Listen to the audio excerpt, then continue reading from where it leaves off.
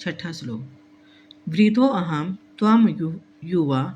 धन्वी शरथा कवचे सरे न च अप्य आदाय कुशाली विदेही में गमिष्यसि। यहाँ पर हम लोग देख रहे हैं कि ये जो है गिद्ध जो है, जटायु जो है, वो कह रहा है वृद्धो अहम यानी मैं बूढ़ा हूँ, त्वम युवा तुम जवान हो, यानी रावण को कह रहा है तुम युवा हो, धन्वी और तुम धनुष भी लिए हुए हो, सरथा और तुम्हारा रथ भी है,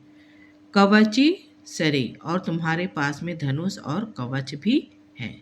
न च अप्य आदाय कुशली विदेही में गमस्यसि। फिर भी मैं तुम्हें यहाँ से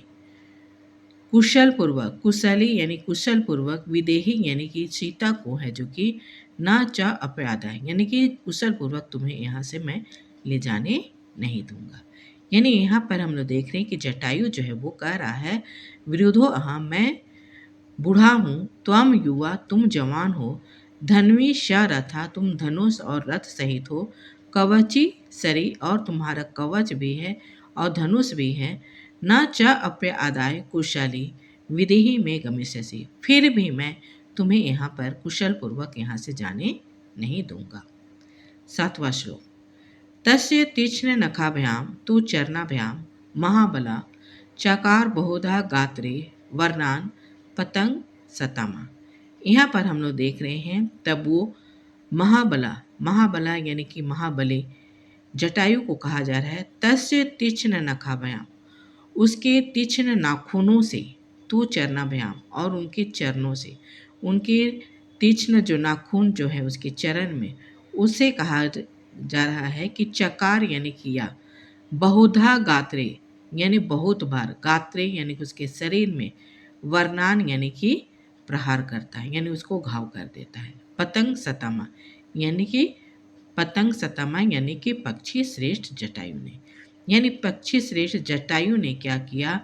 वो महाबली जो है अपने तीक्ष्ण नाखून और चरणों से है जो कि रावण के शरीर में है जो कि बहुत बार वो क्या करता है, आक्रमण करता है और आक्रमण करके उसको है जो कि घाव कर देता है। तो यहाँ पर हम लोग देख रहे हैं कि किस तरह से है जो कि प्रहार से उसको है जो कि शरीर में यानी रावण के शरीर में है जो कि वो घाव कर देता है। यहाँ पर हम लोग देख रहे हैं आठवां श्लोक। ततो अस्य सासारम चापम मुक्तमणि विभूषितम चरणाभ्याम महातेजसा व्यभज पतंग ईश्वरा। यानी हम लोग देख रहे हैं पतंग ईश्वर यानी जटायु को कहा जा रहा है ततो अस्य सासारम चापम मुक्तमणि विभूषितम,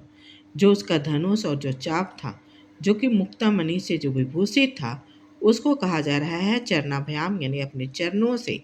व्यभज यानी कि उस महा तेजस्वी जटायु ने क्या किया, व्यभज यानी कि तोड़ डाला। यानी हम लोग यहाँ पर देख रहे हैं कि किस तरह से वो है जो कि जटायु जो है क्या करता है, जो महातेजस्वी था उन्होंने अपने चरणों से है जो कि रावण का जो धनुष बाण जो था, जो चाप था, उसको जो मुक्तामणि से विभूषित था उसको उन्होंने क्या किया, व्यभज यानी कि तोड़ डाला। नवा स भग्न धनवा वीरथो हत सवो हत सारथी तलेन अभिजगनाशु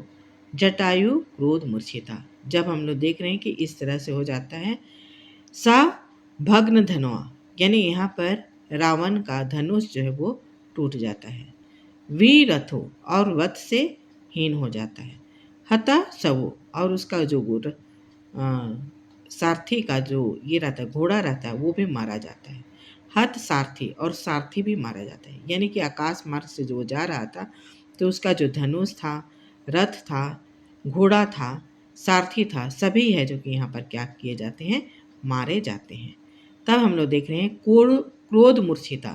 क्रोध से मूर्छित हो जाता है यानी कि अत्यधिक क्रोधित हो जाता है। और हम लोग देख रहे हैं तलेन अभिजगनाशु जटायु, अपने तलवार के मूठ से है जो कि वो जटायु पर क्या कर देता है, आक्रमण कर देता है। तो यहाँ पर हम लोग देख रहे हैं जब उसका धनुष टूट जाता है, रथ से विहीन हो जाता है, उसका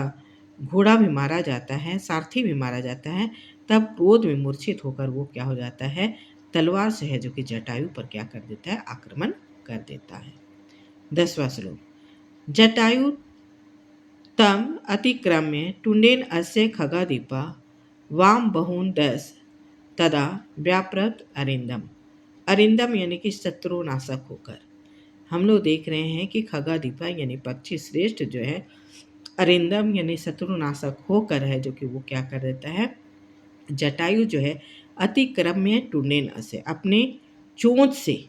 वो क्या कर देता है, रावण पर है जो कि आक्रमण कर देता है। और उसके वाम बहुन 10, उसका जो बायां भुजा, जो 10 भुजा था, उसको व्याप्रत यानी कि उसको क्या कर देता है, छिन्न भिन्न कर देता है, यानी कि उसको जख्मी कर देता है।